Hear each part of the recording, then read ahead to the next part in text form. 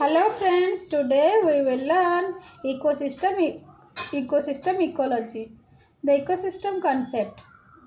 An ecosystem is a functional unit comprising all the organisms in a particular place interacting with one another and with the physical environment and interconnected by an ongoing flow of energy and a cycling of materials. An ecosystem can be visualized as a functional unit of nature. All ecosystems are open systems in the sense that energy and matter are transferred in and out. An ecosystem could be of any size depending on the communities to be studied, and its boundaries can be either real or arbitrary. The ecosystem is the first unit in the hierarchical organization of the living system from molecule to biosphere, which is complete, that is, it has all components like biological and physiological necessary for survival. Accordingly, it is the basic unit around which theories and experiments of ecology are organized. Ecosystem components. Ecosystem components.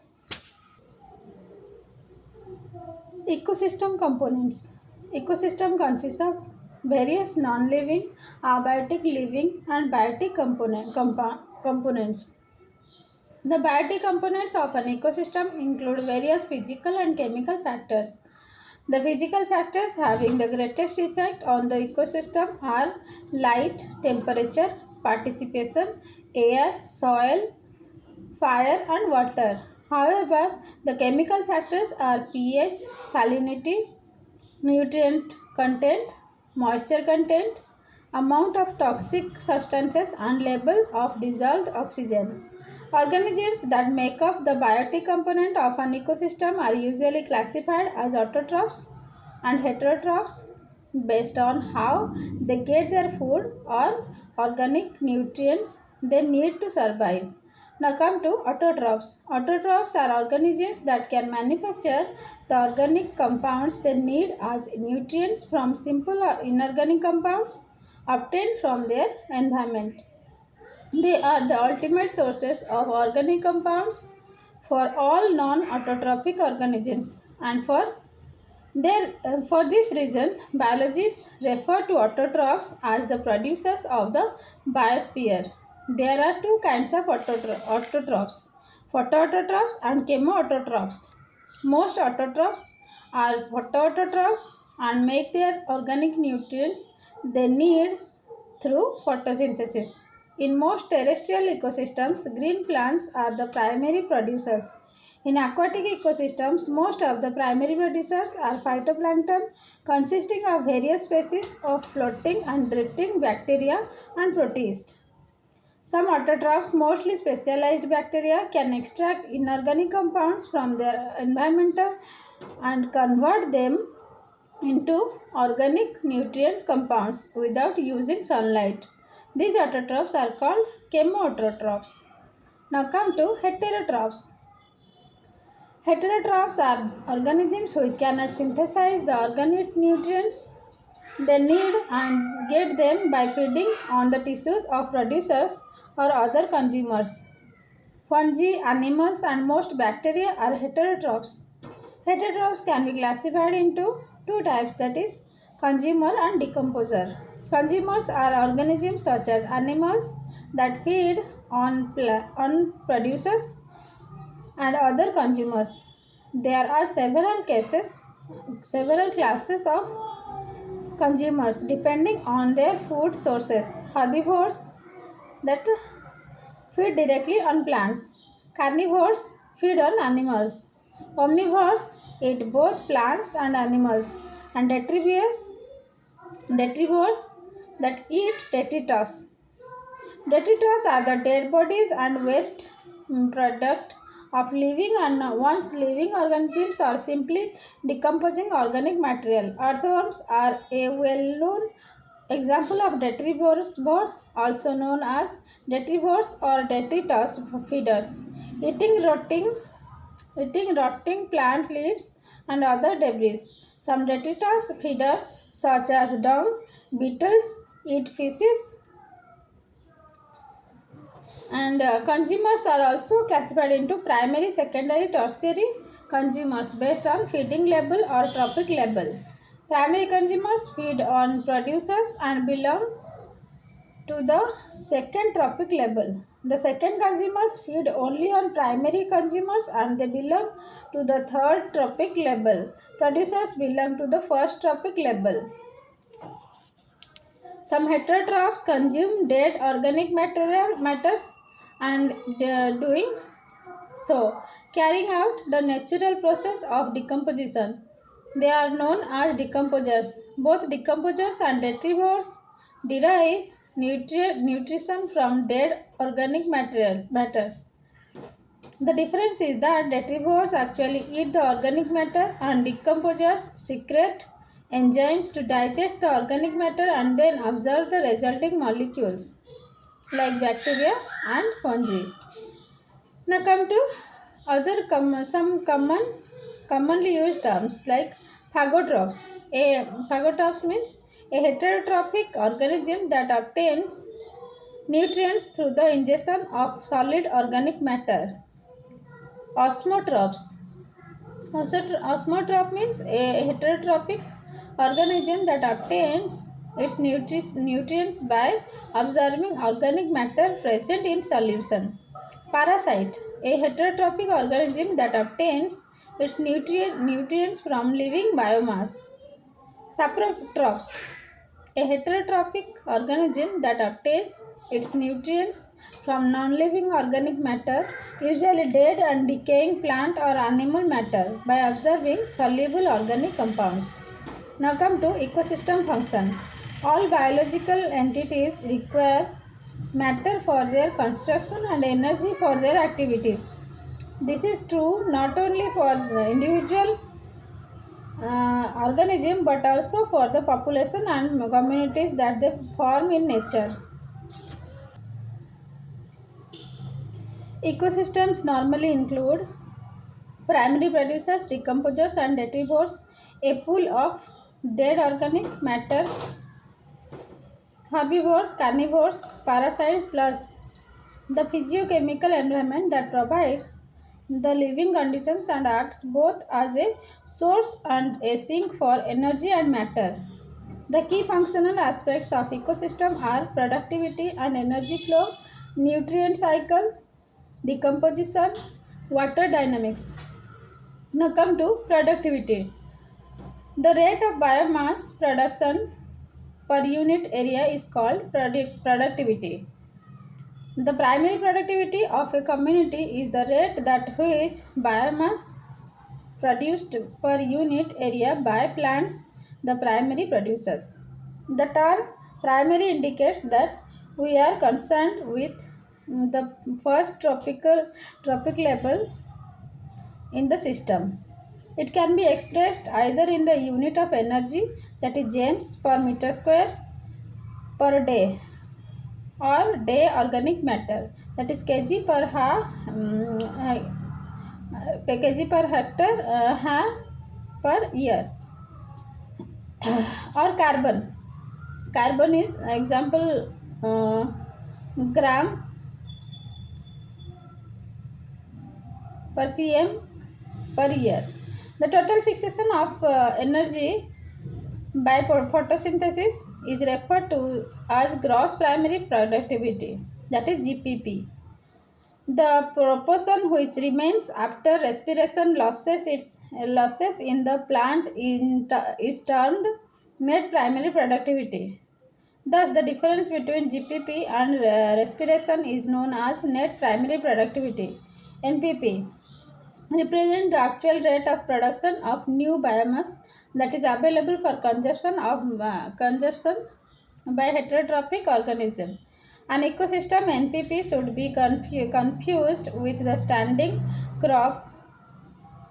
NPP is the amount of new biomass added in a given period of time. The rate of production of new biomass by heterotrophs is called secondary productivity. The rate of storage of organic matter not used by heterotrophs during the period under consideration is termed as net community productivity. Secondary productivity by herbivores is invariably less than that of the plants on which they feed. Patterns in primary productivity. Let's know about patterns in primary productivity. The net primary production of the planet is estimated to be about 105 petagrams of carbon per year. That is Pg. 1 petagram, 1 Pg equals to 10 to the power 15 G grams. Of this, 56.4 Pg C carbon per year is produced in terrestrial ecosystems and 48.3 pgc per year in aquatic ecosystems. Thus, although oceans cover about two-thirds of the Earth's surface, they account for less than half of its production. Now come to terrestrial primary production. Terrestrial primary production varies considerably across the surface of the earth and among different ecosystem types. Terrestrial primary production, both NPP and GPP, vary from north to south due to gradients in plant community composition, growing season length, participation, temperature, and solar radiation. NPP generally declines from tropical regions to the poles because of temperature and light limitation. Tropical forests tend to be much more productivity than other terrestrial ecosystems with temperate forest.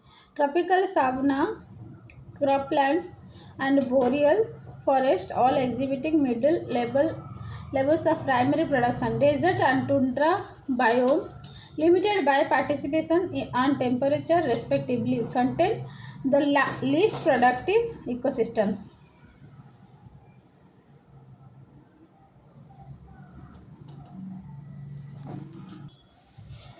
Let's know about energy flow. Energy flow is the key function in the ecosystem.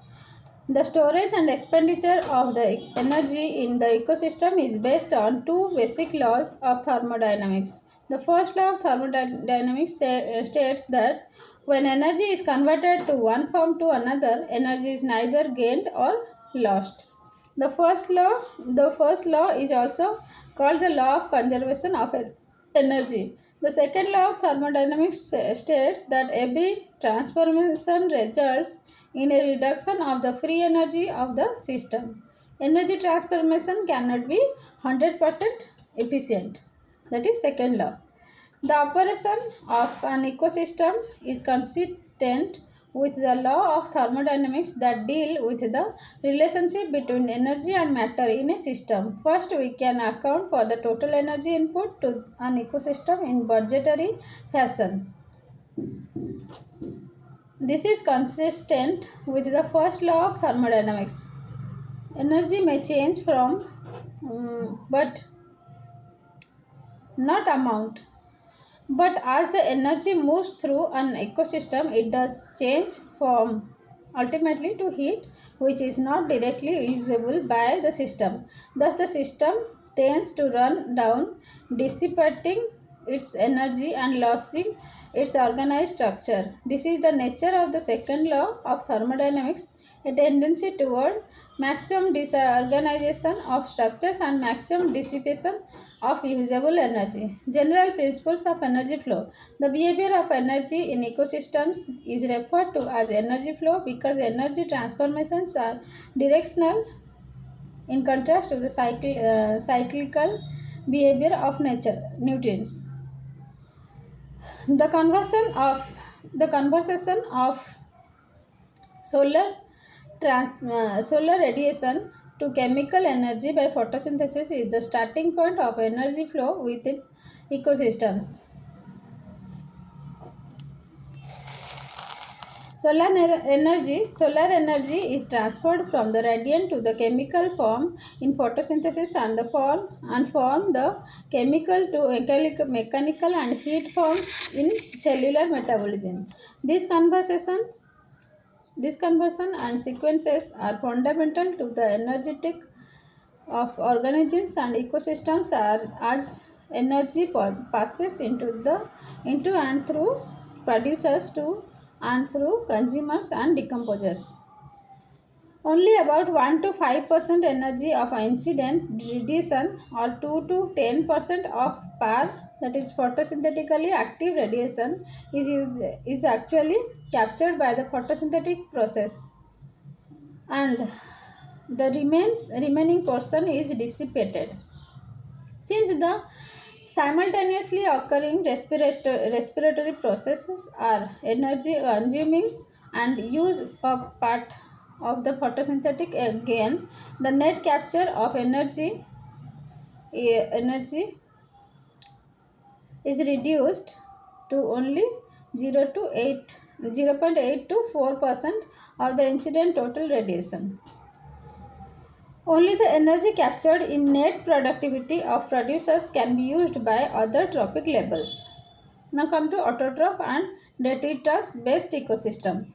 The autotroph based ecosystem depend directly on the influence of solar radiation. They are characterized by a dependence of energy captured by photosynthetic autotrophs and secondarily by the movement of captured energy through the system via herbivory and carnivory. A large number of ecosystems function in this way, and numerous herbivores, carnivores, and omnivores are dependent on such autotrophic ecosystems. Some ecosystems depend less on direct solar energy incorporation and more on the influence of dead organic material or detritus produced in another ecosystem. Ecosystems such as caves are completely independent of direct solar energy and are instead completely energy dependent on the influence of detritus. These entities can be regarded as detritus based ecosystems. Auto, Autochthonos and Allothonos. All biotic all biotic communities depend on a supply of organic matter, that is energy, for their activity. In most terrestrial ecosystems, organic matters are produced by photosynthesis within an ecosystem's boundaries. This is known as autochthonous production. However, an ecosystem can receive organic matter from sources other than its own photosynthetic via the input of dead organic matter that has been produced elsewhere. Organic matter imported from elsewhere is called allothonos. Now come to food chain. A classic paper by Landman, means a scientist called Landman in 1942, laid the foundation of ecological energetics. He attempted to qualify the concept of food chain and food webs by considering the efficiency of transfer between trophic levels from incident radiation received by a community through its capture by green plants in photosynthesis to its subsequent use by herbivores, carnivores, and decomposers. A characteristic of an ecosystem is the number and nature of the species that occupy its various trophic levels. The relationship between constituents of one trophic level and constituents of adjacent trophic levels may be described by a food chain.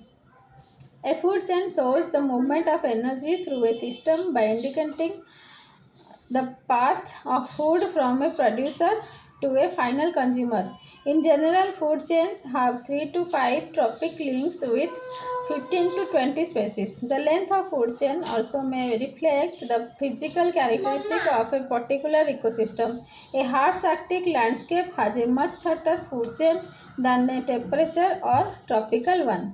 Mama,